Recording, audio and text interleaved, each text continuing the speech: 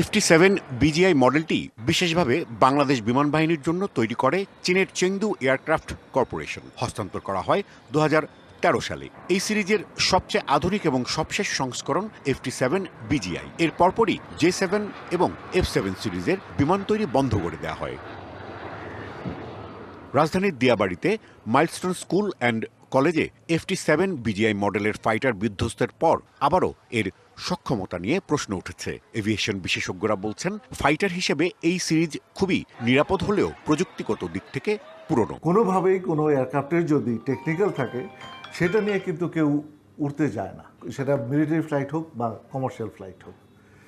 তো যারা এটা নিয়েই করছি যে না এটা ত্রুটিপূর্ণ এয়ারক্রাফট গেছে, এটা স্বীকার করবো না। এয়ারফোর্স তো অবশ্যই এটা করবেই না, একটা ত্রুটিপূর্ণ জাহাজ এয়ারক্রাফটে, তাও আবার একটা প্রশিক্ষণের থেকে পাঠাবে না। এটা সত্য যে এটা অনেক পুরনো আমলের এয়ারক্রাফট। আমাদের যে কালকের ঘটনাটা ঘটলো এটার জন্য কিন্তু আমাদের অতীতে যারা ক্ষমতায় ছিল, আমরা বর্তমানে যারা আছে, আমাদের কিন্তু একটা নিজেদের প্রশ্ন করতে হবে যে আমরা কি এর দায়বদ্ধতা থেকে মুক্ত হতে পারি। ফাইটার এয়ারক্রাফটের অ্যাক্সিডেন্ট রেট সব থেকে বেশি, কারণ এটা ফ্লাই করে অনেক এমন কিছু এক্সারসাইজ আমরা করি যেটা অন্য প্লেন করবে না। হেলিকপ্টার দিয়ে হবে না বা ট্রান্সপোর্ট প্লেন দিয়ে হবে না, বেসামরিক বিমান তো করবেই না। আপনাকে অনেক নিচে যেতে হবে, অনেক ম্যানুভার্স করতে হবে, যেগুলো অনেক কঠিন। তো সেই জন্য অ্যাক্সিডেন্ট রেট ফাইটার্সের সবসময় বেশি হয়। বিমান বাহিনীর সাবেক এই কর্মকর্তারা বলছেন, আধুনিকায়নের তাগিদ দিলেও কোনো সরকারই উদ্যোগ নেয়নি। তাই ভরসা এই সেকেন্ড জেনারেশনের ফাইটার। বিমান বাহিনী প্রস্তাবনা পাঠিয়েছে সরকারের কাছে, কিন্তু সরকার সেগুলো কিন্তু মূল্যায়ন করেনি অথবা সেগুলো বাস্তবায়ন করেনি, যেটা আমাদের প্রয়োজন ছিল। একটা মডার্ন এয়ারফোর্সের জন্য আমাদের এখন 4th 5th generation fighter aircraft থাকা অত্যন্ত জরুরি আমি মনে করি। প্রাথমিক স্তরের যে সেকেন্ড জেনারেশন ফাইটার, সেটা নিয়েই এখন, সেটা আমাদের ব্যাকবোন। আমরা ইউরো ফাইটারের কথা শুনেছি, আমরা সুখোয়ের কথা শুনেছি, MiG-29-এর অ্যাডভান্স ভার্সনসও হতে পারতো। তো যেগুলো হয়তো হয়নি, কারণ ফান্ডের অভাবে হতে পারে বা প্রায়োরিটিস। আমরা যেভাবে দুর্ভাগ্য, মানে আমি বলবো যে আমরা যেভাবে গত অন্তত 20-25 বছর আর্মি এবং নেভির যেভাবে উন্নয়ন হয়েছে, এয়ারফোর্স কেমন যেন একটা বৈমাতৃসুলভ বৈষম্যের শিকার হয়েছে বলে আমার মনে হয়। মাইলস্টোনে বিধ্বস্তের ঘটনা সতর্ক বার্তা উল্লেখ করে এই এভিয়েশন বিশেষজ্ঞ বলেন, 1988 সালেই বিমান বাহিনীর বেসকে রাজধানী থেকে সরিয়ে নেওয়ার সিদ্ধান্ত থাকলেও তা বাস্তবায়ন হয়নি। এখান থেকে ট্রেনিং ফ্লাইট বন্ধ করারও পরামর্শ তার। আমাদের এই ঝুঁকিপূর্ণ ফাইটার উড্ডয়নটা করা সমীচীন কিনা এই প্রশ্ন আমাদের রাখতে হবে। আমরা প্রেসিডেন্ট এরশাদকে যত গালাগালি করি একনায়ক হিসেবে, করাপ্ট হিসেবে, কিন্তু এই ভদ্রলোক কিন্তু 1988-এ এই বিমান ঘাঁটিটা এখান থেকে সরানোর জন্য পদক্ষেপ নিয়েছিলেন। কিন্তু আমরা গত 40 বছরে কি করেছি? টেকনিক্যাল বিষয় নিয়ে সঠিক তথ্য না জেনে যে কাউকেই বিরূপ মন্তব্য করা থেকে বিরত থাকার আহ্বান বিমান বাহিনীর সাবেক এই কর্মকর্তাদের। আমি জানি না কি কারণে এই দুর্ঘটনাটা ঘটছে, এটা কি টেকনিক্যাল না অন্য কিছু। Rajib Ghosh, DBC news, Dhaka.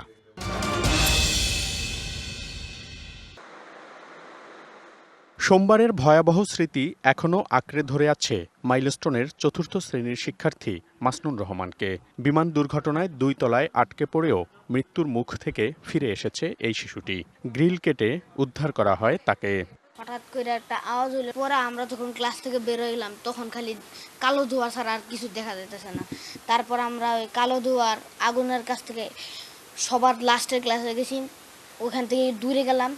যাওয়ার পরে এই সাইডে একটা গ্রিল ছিল, গ্রিলে একটা ছোট ফাঁক ছিল, ফাঁকে আবার একটা তালা লাগানো ছিল। ওই তালাটা ভাঙার পরে ওখান থেকে আমরা বেরিয়ে পারছি। মাসনুনের মা ওই শিক্ষা প্রতিষ্ঠানেরই প্রভাষক। তার আতঙ্ক যেন কাটেনি এখনো। গ্রিলটা ভাঙতে সময় লাগবে, শুধু তালাটা ভাঙলো, ভাঙা একটু খুলে দিল, দেওয়ার পরে এইটুকু অংশ ফাঁকা ছিল, এদেরকে কোনো রকমে মাথাটা বের করে ধাক্কা দিয়ে বের করে দিল ওই পাশ দিয়ে। সে ওখানে ছিল এবং তার ক্লাসে সে থাকতো, আল্লাহ তাকে বাঁচাবে, এই জন্য সে উপরে গেছে। বিমানটি আছড়ে পড়ে শ্রেণীকক্ষে ঢুকে পড়লে মুহূর্তেই পুড়ে ছারখার হয়ে যায় কোমলমতি শিশুরা।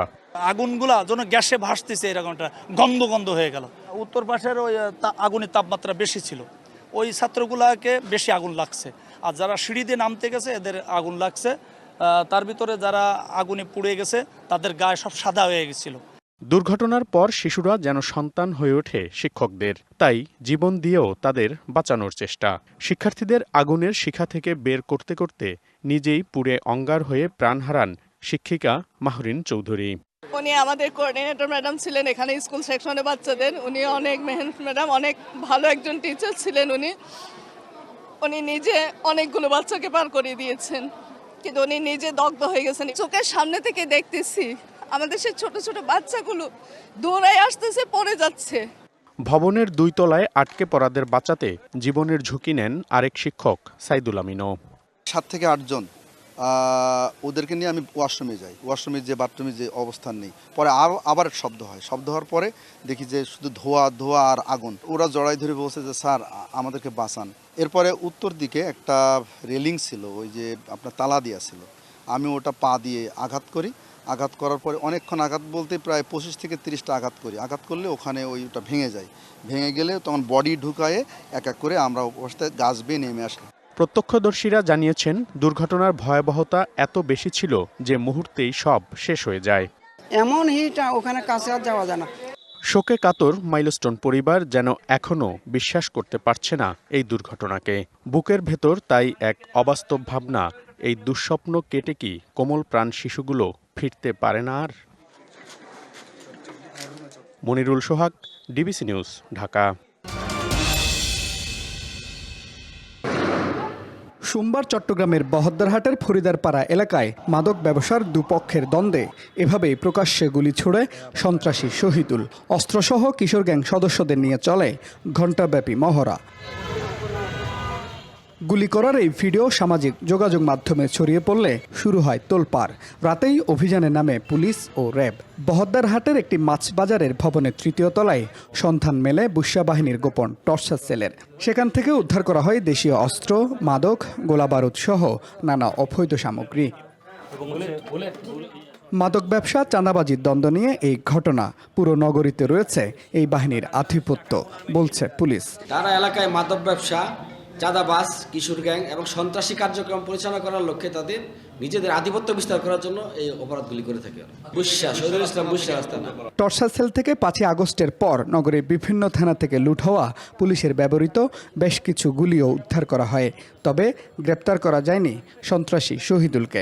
জিজ্ঞাসাবাদ চলমান আছে। আমাদের অস্ত্রের উদ্ধারের অভিযান কার্যক্রম চলমান আছে। এলাকায় চাঁদাবাজি, মাদকের আধিপত্য বিস্তারকে কেন্দ্র করে তাদের মধ্যে অর্থাৎ এলাকার নিয়ন্ত্রণ প্রতিষ্ঠার জন্য তারা মূলত ইসমাইল হোসেন টেম্পু তথাকথিত এবং তারপরে শহীদুল ইসলাম বুশরা, দুজনের মধ্যে আধিপত্য বিস্তারকে কেন্দ্র করে গোলাগুলি হয়েছে। গ্রেপ্তার সবার বিরুদ্ধে নগরীর বিভিন্ন থানায় 15 থেকে 20টি মামলা রয়েছে। বুশরা বাহিনীর প্রধান শহীদুলকে ধরতে চলছে অভিযান। Mujibul Haque, DBC news, Chittagong.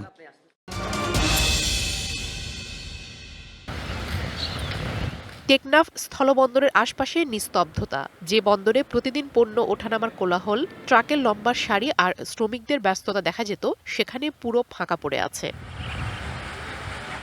তালাবদ্ধ গোডাউনের সব দরজা। নাফ নদী জেটিতেও নেই পণ্য বোঝাই ট্রলার কিংবা জাহাজ।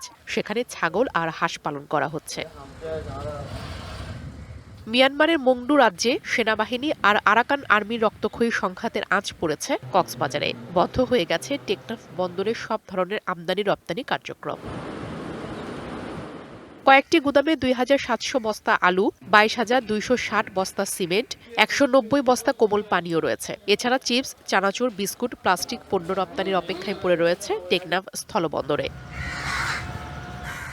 এরই মধ্যে সব আলু নষ্ট হয়ে গেছে। কয়েক হাজার বস্তা সিমেন্টও মেয়াদ উত্তীর্ণ হয়ে নষ্ট হওয়ার পথে। দেউলিয়া হওয়ার শঙ্কায় ব্যবসায়ীরা। মালামালগুলা কি জন্য যাইতে দেওয়া হচ্ছে না, এই বিষয়ে আমরা কিছু জানি না। বন্দর কর্তৃপক্ষ কোনো কিছু বলতে পারতেছে না। ব্যবসায়ীরা অনেক লোকসানের মধ্যে পড়বে। অনেক টাকা পয়সা মায়ানমার ইনভেস্ট করা আছে। ড্রেজার করে যদি আমাদের বোটগুলো ট্রলারগুলো আসার জায়গা করে দেয়, তাহলে আমাদের মায়ানমার সীমানা আমাদের ট্রলারগুলো যাইতে হবে না। বন্দরে কার্যক্রম বন্ধের কারণে আয়ের পথ বন্ধ হয়েছে অন্তত 1,500 শ্রমিকের। কিছু সমস্যার কারণে আমাদের ট্রান্সপোর্ট মূলত বন্ধই, গাড়ি ঘোড়া সম্পূর্ণ বন্ধ, কারো পকেটে টাকা নেই, অর্ধাহারে অনাহারে দিন যাপন করতেছে শ্রমিকরা।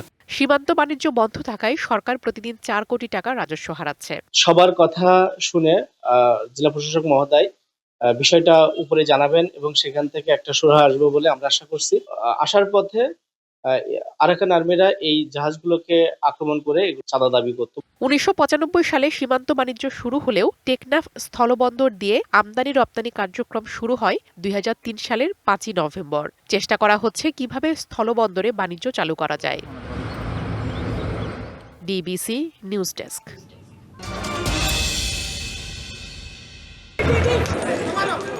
ঢাকার সাথে তাল মিলিয়ে বরিশালেও 24শে জুলাই আন্দোলন ছিল উত্তাল। 18 জুলাই বিক্ষোভ ও ঢাকা বরিশাল মহাসড়ক অবরোধ করতে চাইলে আইনশৃঙ্খলা রক্ষাকারী বাহিনীর বাধার মুখে পড়ে বরিশাল বিশ্ববিদ্যালয়ের শিক্ষার্থীরা। Sound grenade, tear shell, rubber bullet, ছড়াগুলিও থামাতে পারেনি শিক্ষার্থীদের, বরং মুক্তিগামী বিক্ষুব্ধদের প্রতিরোধে পিছু হটতে বাধ্য হয় আইনশৃঙ্খলা বাহিনী। প্রশাসনিক যে বাহিনীগুলো ছিল তারা ক্যাম্পাসে অবস্থান নেয় এবং আমাদের কোনো ধরনের আন্দোলনে যেতে দিচ্ছিল না। আমরা 40 থেকে 50 জনের একটা টিম আসলে পিছন দিক দিয়ে, নদীর পিছন দিক দিয়ে আমরা ওদিকে নামার পরে পিছন গেট দিয়ে আমরা যে হলের মেয়েদের হলের পিছন দিয়ে আমরা প্রবেশ করি। বরিশাল বিশ্ববিদ্যালয়ে আমাদের ফ্যাসিবাদের পতনের সূচনাটা 2টা লেয়ারে হয়েছে। প্রথম লেয়ারটা আমরা বিশ্ববিদ্যালয় থেকে ছাত্রলীগকে টোটালি অবাঞ্ছিত ঘোষণা করার মাধ্যমে, আর দ্বিতীয় লেয়ার ছিল যখন বিশ্ববিদ্যালয় থেকে আমরা প্রশাসনকে বিতাড়িত করেছিলাম। সমস্ত বিশ্ববিদ্যালয় খালি হয়ে গেলেও বরিশাল বিশ্ববিদ্যালয় কিন্তু শিক্ষার্থীদের দখলে ছিল, আমরা কিন্তু হল ছাড়ি নাই। ফলে আমাদের আবাসিক শিক্ষার্থীরা বিশ্ববিদ্যালয়ের গ্রাউন্ড ফ্লোরে এসে স্লোগান দিচ্ছিল, কিন্তু বাইরের শিক্ষার্থীরা ভিতরে ঢুকতে পারতেছে না, রাস্তা পুরোটা ব্লক করা। শিক্ষার্থীরা গেট টেট ভেঙে রাস্তায় চলে গেল। এরপরে তো দফায় দফায় সংঘর্ষ। আন্দোলনের দাবানল ছড়ায় সরকারি বরিশাল ব্রজমোহন কলেজেও। শিক্ষার্থীরা বলছেন 16 জুলাই আঘাতের জবাবে ছাত্রলীগকে ক্যাম্পাস ছাড়া করেন তারা। আমরা আন্দোলনরত শিক্ষার্থীদেরকে 2টা ভাগে ভাগ করি। এখানে একটা ফোর্স আমাদের এখানে আসে বিএম কলেজে, আইসা সামনে থেকে নেতৃত্ব দেয়, আর একটা ফোর্স আমাদের নতুল্লাবাদে অবস্থান করে। আমরা ছাত্রলীগকে প্রতিহত করতে পারছি এবং বিএম কলেজকে স্বাধীন হিসেবে বাংলাদেশের প্রথম একটা ক্যাম্পাস, যে ছাত্রলীগ মুক্ত ক্যাম্পাস। 16 জুলাই বিএম কলেজের অবস্থা দেখে কিন্তু সারা বাংলাদেশে, ঢাকা বিশ্ববিদ্যালয়ে কিন্তু 16 জুলাই দুপুরে বা সকালের দিকে এই ঘটনা ঘটে নাই। প্রথমে বিএম কলেজে হয়েছিল ফ্যাসিস্ট মুক্ত, দেন রাতের বেলা গিয়ে ঢাকা বিশ্ববিদ্যালয়ে সন্ধ্যার পরে তারা ছাত্রলীগকে ঢাকা বিশ্ববিদ্যালয় থেকে বের করে দিয়েছে। এরপর থেকে বরিশালে গতি পায় জুলাই আন্দোলন। সরকারি Syed Hatem Ali college, polytechnic institute সহ সব শিক্ষা প্রতিষ্ঠানের স্বপ্নবাজ তরুণরা জুলাই জুড়ে নগরীর প্রবেশদ্বার, Rupatali, Nathullabad bus terminal, CNB road, সদর রোড, লঞ্চঘাট সড়ক অবরোধ করে বিক্ষোভ চালিয়ে যায়। আন্দোলনে বরিশালের শতাধিক আহত হবার পাশাপাশি জেলার অন্তত 30 জন দেশের বিভিন্ন স্থানে নিহত হন। DBC news desk. চর্মরোগে দিশেহারা হয়ে পড়েছে সাতক্ষীরার মানুষ। চুলকানি, দাঁত, এক্সিমা সহ নানা সংক্রামক ত্বকের সমস্যায় ভুগছেন হাজারো মানুষ। এর মধ্যে বেশি আক্রান্ত নারী ও শিশুরা। হাসপাতালগুলোতে চর্মরোগ বিশেষজ্ঞ চিকিৎসক না থাকায় ভয়াবহ রূপ নিয়েছে পরিস্থিতি। সদর হাসপাতালে চর্মরোগ বিশেষজ্ঞ আছেন মাত্র একজন, তাও প্রতিদিন রোগী দেখেন না তিনি। সাতক্ষীরা মেডিকেল কলেজ হাসপাতালে চর্ম ও যৌনরোগ বিশেষজ্ঞের একটি পদ থাকলেও 1 বছর ধরে শূন্য সেটিও। বাচ্চা কাচ্চা ঘা পাচরা, নিজেদের ঘা জলে পা ফেলতে পারতিস না, পাটা ঘাতে ভরে গেছে। গরমের তো আমার এই গায়ে ঘা হচ্ছে, চুলকানা চুলকে আমি আর বাঁচতি না। ডাক্তার দেখাতে আইলাম, ডাক্তার পাচ্ছি না বা নিতে পারলাম না, দাঁড়াতে পারলাম না। আমরা যাওয়ার পরে জিজ্ঞেস করি যে আমরা এ ডাক্তার দেখাবো, চুলকানির ডাক্তার দেখাবো, কিন্তু তারা বলে যে কোনো ডাক্তার নেই, আপনারা অন্য জায়গা যান। দ্রুত একজন চর্মরোগ বিশেষজ্ঞ পদায়নের জন্য ঊর্ধ্বতন কর্তৃপক্ষের কাছে অনুরোধ জানানো হয়েছে, বললেন তত্ত্বাবধায়ক। এই গরমের কারণে সৃষ্ট যে চর্মরোগের রোগীরা এখানে এসে ফিরে যাচ্ছে, এই জন্য অচিরেই এখানে একজন চর্ম বিশেষজ্ঞ প্রদান করার জন্য আমি সংশ্লিষ্ট মহলকে আমি অনুরোধ জানাচ্ছি। চর্মরোগ থেকে বাঁচতে পরিষ্কার পরিচ্ছন্ন থাকা ও সাবান ব্যবহার করার পরামর্শ এই বিশেষজ্ঞের। যেখানে বেশি মানুষ সেখানে যাব না। আর সাবান আমরা সাধারণত লাইফ বয় সাবান ইউজ করতে পারি। যদি আমরা ভালো করে একটু কেয়ার নিই আমাদের শরীরের প্রতি, তাহলে কিন্তু এই রোগ থেকে আমরা জয় করতে পারবো। স্থায়ী জলাবদ্ধতা, তীব্র গরম আর দূষিত পানি ব্যবহারের কারণে চর্মরোগে আক্রান্তের সংখ্যা বাড়ছে বলে মনে করছেন বিশেষজ্ঞ চিকিৎসকরা। DBC news desk. ঠাকুরগাঁও ২৫০ শয্যা জেনারেল হাসপাতাল। প্রতিদিন গড়ে ৬ থেকে ৬৫০ রোগী আসে বহির্বিভাগে। চিকিৎসাও চলে সমপরিমাণ রোগীর, কিন্তু নানা জটিলতায় সেই চিকিৎসা সেবা নিয়েই উঠেছে প্রশ্ন। প্রতিনিয়ত দুর্ভোগের মুখোমুখি হচ্ছেন সাধারণ মানুষ। রোগীদের অভিযোগ, বেডের অভাবে অনেক সময় চিকিৎসা নিতে হয় মেঝেতে। শিশু ওয়ার্ডে এক বিছানাতেই গাদাগাদি করে চলছে চিকিৎসা সেবা। হাসপাতালে যে বেডগুলো আছে, ওয়ার্ডগুলো আছে, এগুলোর মধ্যে খুব নোংরা গন্ধ, রোগীরা থাকতে পারতেছে না। 6 দিন তো আছি বা আমার শীত পাইনি, নাস্তাও দেনি, ভাতও দেনি। 4 দিন তো মাটিতে শীত নাই। 59টি পদের বিপরীতে কর্মরত রয়েছেন 41 জন চিকিৎসক। কোনো ডাক্তার ছুটিতে বা ট্রেনিংয়ে গেলে সেই বিভাগ হয়ে পড়ে অকেজো। Ultrasonogram, x-ray, ECG, oxygen supply যন্ত্রপাতি থাকলেও বিশেষজ্ঞ চিকিৎসক না থাকায় বন্ধ থাকে এসব বিভাগ। আইসিইউতে নেই সিটি স্ক্যান মেশিন। এখানে আমার কোনো জিনিস ফ্রিতে দেয় না। পাশে তেলাপোকা সব জায়গায় ঘুরতেছে, অপরিষ্কার। এখানে আসি গরিব মানুষ কিসের জন্য? কিছু হেল্পের জন্য। হ্যাঁ, এখান থেকে তো কিছুই পাই না। এদিকে চিকিৎসক সংকটের কথা স্বীকার করলেও চিকিৎসা সেবার ঘাটতির বিষয়টি অস্বীকার করেছে হাসপাতাল কর্তৃপক্ষ। জনবলের সংকটের পাশাপাশি, বিশেষ করে চিকিৎসকের পাশাপাশি আমাদের চিকিৎসকরা অত্যন্ত আন্তরিকতা দিয়েই এই জনবলের শূন্যতাটাকে অনেকটা কোপ আপ করবার চেষ্টা করছে আর কি, যতদিন না পর্যন্ত পরিপূর্ণভাবে ২৫০ শয্যার জনবল আমরা পাচ্ছি। সব সংকট কাটিয়ে হাসপাতালটি আধুনিক রূপ পাবে, সাধারণ মানুষ পাবেন প্রয়োজনীয় সেবা, এমন প্রত্যাশা সবার। DBC news desk.